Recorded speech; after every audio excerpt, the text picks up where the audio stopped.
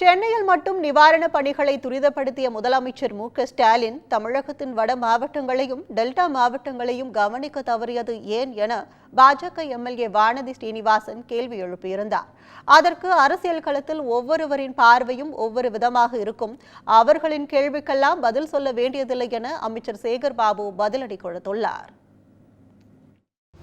அரசியல் களத்திலே ஒவ்வொருவருடைய பார்வையும் ஒவ்வொருபடி இருக்கும். அதற்காக எடுத்ததற்கெல்லாம் அவர்கள் கேள்விக்கு பதில் சொல்ல வேண்டிய நிலையிலே இல்லை.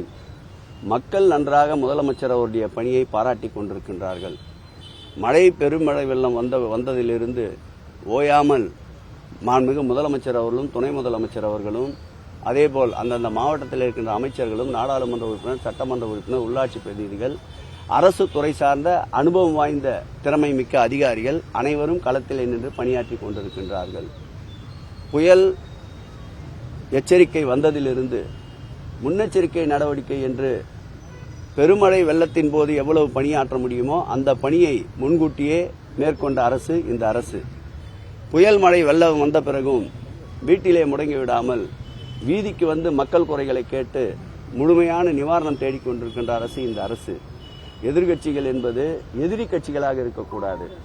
குறைகளை கூறுங்கள், சுட்டிக்காட்டுங்கள், நிவர்த்தி செய்வதற்கு எங்கள் முதல்வர் தயாராக இருக்கின்றார். விமர்சனங்களை கண்டு ஓடி ஒளிபவர் அல்ல. ஆகவே அவர் சுட்டிக்காட்டியபடி இன்னும் அதிகமாக கூடுதல் கவனத்தை செலுத்த இந்த அரசு தயாராக இருக்கிறது.